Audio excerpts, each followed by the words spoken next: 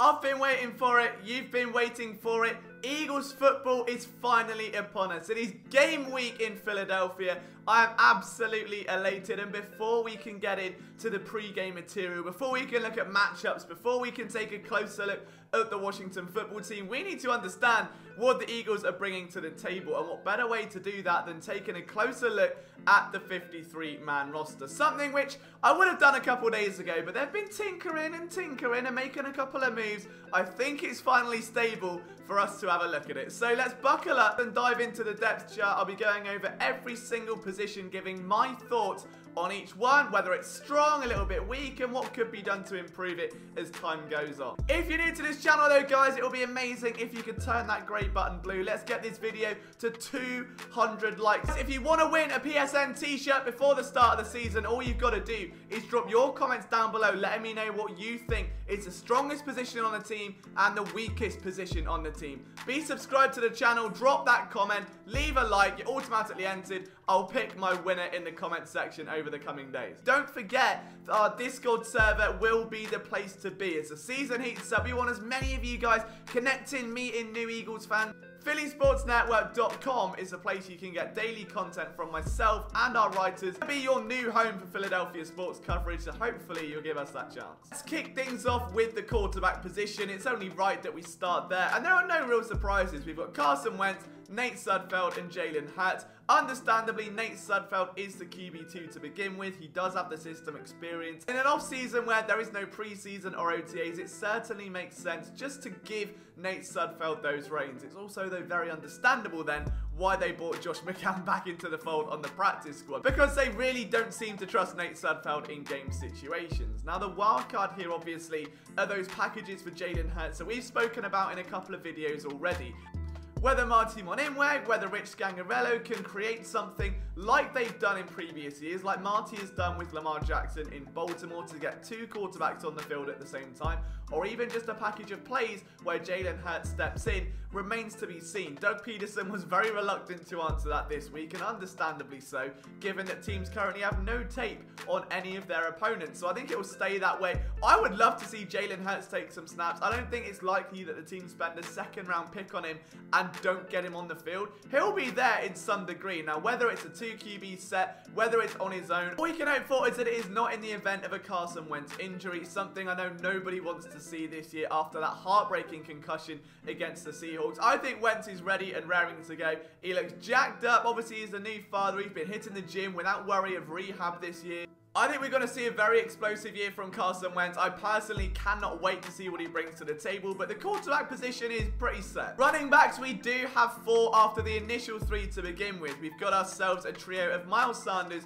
Boston Scott, Corey Clement, and Jason Huntley. Now, the new name, of course, was the former Lions 5th round pick. Drafted this year was someone that was on the Eagles draft board and someone that will bring incremental special teams value, having led the NCAA in kickoff returns for touchdowns in 2018.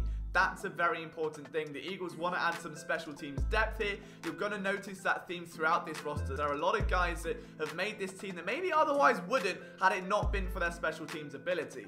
But he bears a very similar skill set to Adrian Killins. I don't know why he would be chosen over Adrian Killins. However, I fully get it. It's a 4-man rotation, as it often is in the backfield. Sanders is going to lead the way. I don't think we're going to see a running back by committee this year. Unfortunately, as much as I would love to see it, I'm a big fan of it. They need to let Miles Sanders just take that rock and pound it into the ground. He has got so much tread left on that tire. I love Boston Scott as that Darren Sproles scat back behind him. We know Corey Clement has had a really good offseason, and while it may take some time for Huntley to get up to speed, I think his skill set, his 4.37 40-yard dash is terrifying. I'm excited to see what he can do. But as you know, the Boston Scott bus will be driving off into the sunset, and I just want to see him against the Giants again. The more spin moves, the better. Tight ends were a real area of concern for me. There were previously only 2, where now there are 3. The team brought back Richard Rodgers today in order to back up Zach Ertz and Dallas Goedert. Now, Rodgers has played 8 games in 2 years in Philadelphia, but the wild card here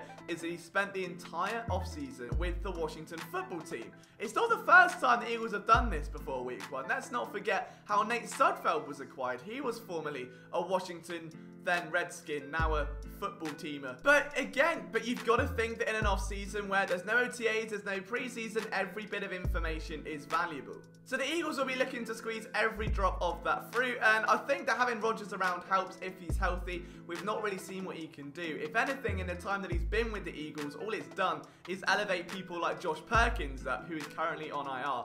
We know Zach Ertz and Dallas Goedert may be the most dynamic tight end tandem in all of professional football. Like, that is not an overstatement. That is an absolute fact that they're one of the top tandems, easily one of the most exciting to watch. So having that backup there is extra important considering how much the team live and die in 12 personnel. I think it's a good, strong position group. On to wide receiver. The Eagles are carrying 6 as of right now with Kes Watkins on short-term IR, which means we've got Deshaun Jackson, Alshon Jeffrey, Jalen Reagor, Arcega-Whiteside, Greg Ward Jr. and John Hightower. Now that in itself is okay.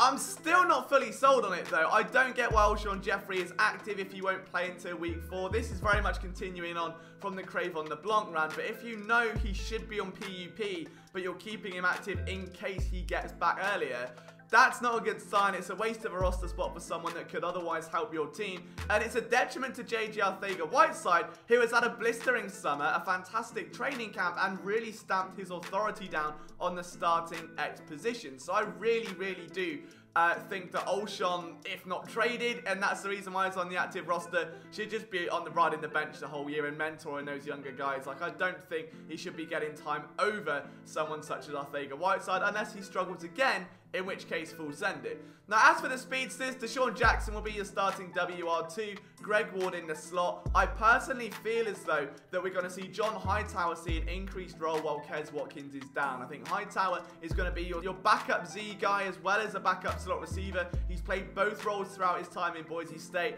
I'm in love with him. You guys know that. I think he's going to have a very, very exciting rookie season. The worry is obviously Deshaun Jackson, who played 1 game last year before getting injured, and then that whole controversy started. And with Jalen Reagor currently questionable, and we're not really sure where he's going to sit going into week number 1, I think John Hightower could well see an increased role. If Deshaun Jackson goes down before Reagor and Watkins get back, then we could well see an explosive first year from Hightower. The good news is the Eagles have got a couple of injuries at wide receiver, none of them truly detrimental, but definitely worth noting, where I think this actually does benefit the team, oddly, where you're going to get to see some of these younger guys like Greg Ward Jr., like Hightower, like Arcega-Whiteside, where you otherwise wouldn't. Like, if this was a year ago, you lose Deshaun Jackson, you lose Nelson Aguilar, everyone's already panicking, Alshon Jeffrey's making his own chaos, whereas now you're still technically without Alshon. Deshaun's healthy, but there is that lingering concern.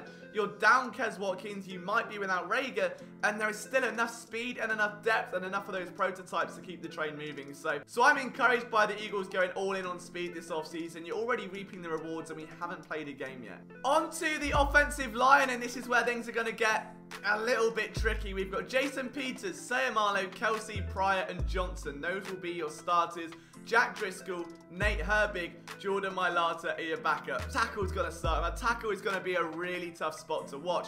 Now, we know for a fact that Jason Peters isn't the most durable offensive lineman in the world. Fair play to him for moving over to left tackle. He didn't have to do that. I think every Eagles player and fan will appreciate him going up against Chase Young and not Jordan Mailata. But if Jason Peters goes down, which is a little bit likely if you look at the history of his time with the Eagles, you're going to see Jordan Mailata or Jack Driscoll get snaps. Neither of them have NFL experience in a regular season game at this point. Mailata was bullied by Joe Osman, a player who didn't even make the roster for the Eagles this year. That is a very worrying sign.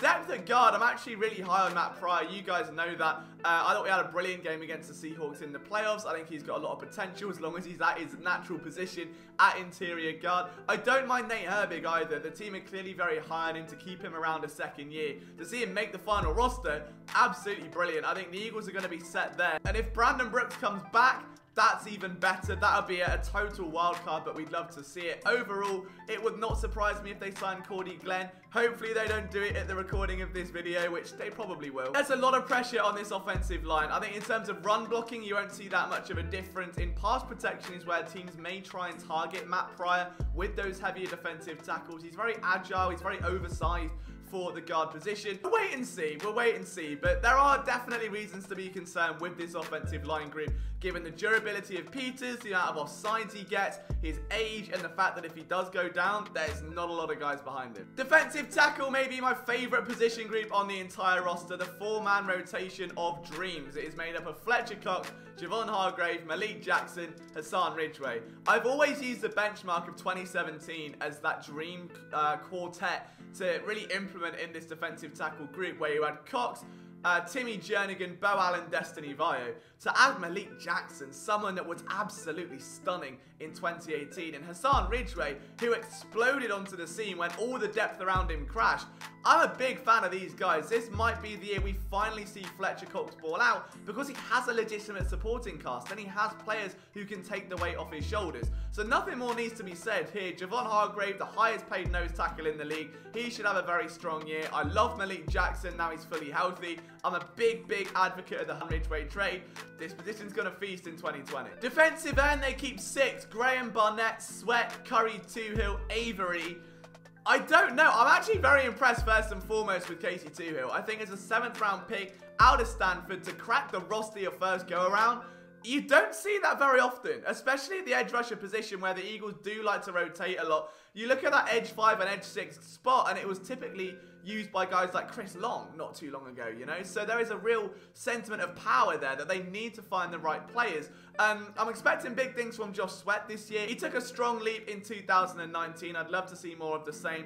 Derek Barnett, I'm not fully sold on. I really want him to prove me wrong. I would love for him to get out there, make the most of this year, knowing it's his option year in 2021, and prove he can be the life after Brandon Graham, who is getting up there in age. But those two remain the starters. Then you've got Josh Sweat and Vinny Curry. I think that's a fantastic pairing. It was a great idea to bring Vinny Curry back to Philadelphia, someone who's always wanted to play in Philadelphia as a native of Neptune, New Jersey. Jannard Avery making the roster, I don't know. If I'd have done it, I'd have stuck him at linebacker or at defensive end, and then lose one from either group instead. But the fact they kept him and not Joe Ostman, I don't know. It's a little bit odd. I think I understand in one vein where they cut Sidney Jones and Rasul Douglas because they spent capital, but then they trade a 4th round pick for a guy that pretty much did nothing after half a sack. Looked very good in that game. Hasn't got a role on this defense. Picked up an injury in training camp. He's still very young, but there is a lot of risk behind that move, and I'm not really sure it's going to pay dividends for the Eagles in 2020. It would be a longer term thing. Knowing that they might lose Derek Barnett, knowing that they might move on from Brandon Graham, we don't know what the future holds. They need Avery to work his way up that depth chart, and right now the guy's at the very bottom of it, and it is just not a good look. I think Casey Toohill seems to have the better training camp, and as a 7th round pick, that's great for him. It's bad news for Avery. There's a lot of question marks over that position this year. On to linebacker. I oddly love this group. We've slated it a lot. We've slated it a lot this offseason, but Nate Gary, TJ Edwards, Duke Riley, Sean Bradley, Davion Taylor, Alex Singleton will be your linebackers. I love it. Brilliant little group. We know the Eagles don't value the linebacker position, and that's totally okay. But the fact they've taken 6 guys shows a real commitment to special teams. Alex Singleton, Duke Riley both played over 40% of snaps last year. Both of them key contributors on Dave Phipp's unit. We know Davion Taylor as someone that's a very raw prospect, has a lot of speed, could be a prime special teams prospect to begin with. Sean Bradley, late round draft pick, special teams ace, very commanding personality, could be a great candidate to lead that unit one day. So I love that. As for the starters, I think TJ Edwards in base personnel being the mic is absolutely fine.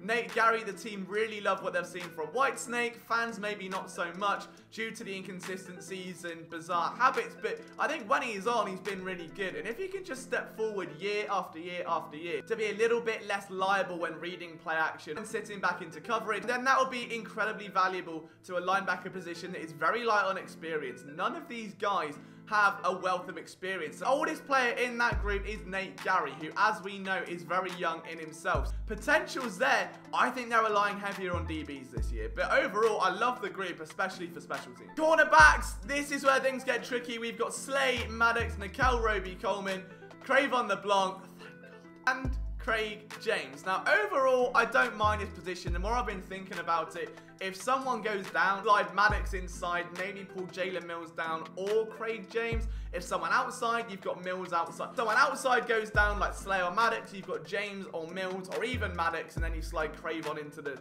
CB2. I think they're going to rotate a lot of pieces around this year. If someone goes down, they're going to try and pull Jalen Mills as a former cornerback. They're going to get Craig James outside, but only 5'10". I don't know how I feel about it. I think he would be better suited to a slot position. The Eagles seem to like the idea of Nickel Roby-Coleman moving outside. That was mentioned today by Jim Schwartz in his press conference. Whether we see that or no, I don't know. I still think depth is light. I still think it was a bit premature to part ways with Jones and Douglas.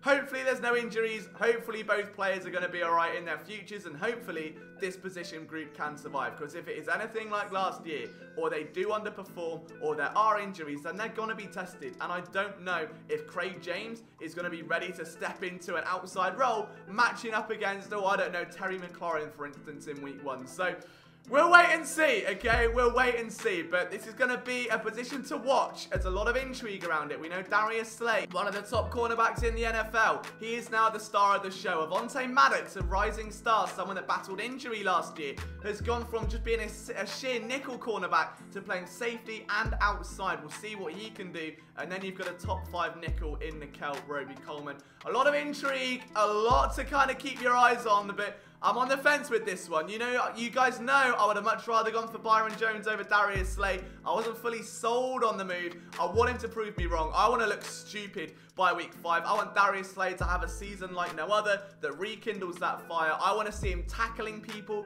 I want to see his ball production as it was a couple of years ago. Hopefully we see that. At safety, Rodney McLeod, Jalen Mills, Kayvon Wallace, Marcus Epps, Rudy Ford, with Will Parks currently on IR. I don't mind this position group. Again, very deep. Epps and Rudy Ford, clearly special teams guys to begin with. The team acquired Rudy Ford as a special teams incentive. That was their whole aim. They just wanted someone to come on and help special teams. They found that in Rudy Ford, and that's where his role is going to be. As for the rest of them, McLeod is going to be the captain of the ship, probably as that single high safety. I love what Parks can bring to the table. Kayvon Wallace is going to have to fill that Parks role along with Jalen Mills. Again, you go back to that Patriots game where Jalen Mills played in the slot a little bit, played all over that defense, and that was the one which sold to Jim Schwartz. He could play at safety. Those two guys, Wallace and Mills, will have to negate the loss of Parks. They've got to be the Malcolm Jenkins. They're just hanging inside the box, potentially coming off the edge. Those are the guys to watch. But McLeod's going to be a single high. I think that's where he's best. The Eagles started playing him inside a lot more. I don't think that worked as well. I much preferred him as a single high safety. We'll see how that pans out. I love the depth of the position. Big Rodney McLeod guy. I love Kayvon Wallace. We had him on the channel.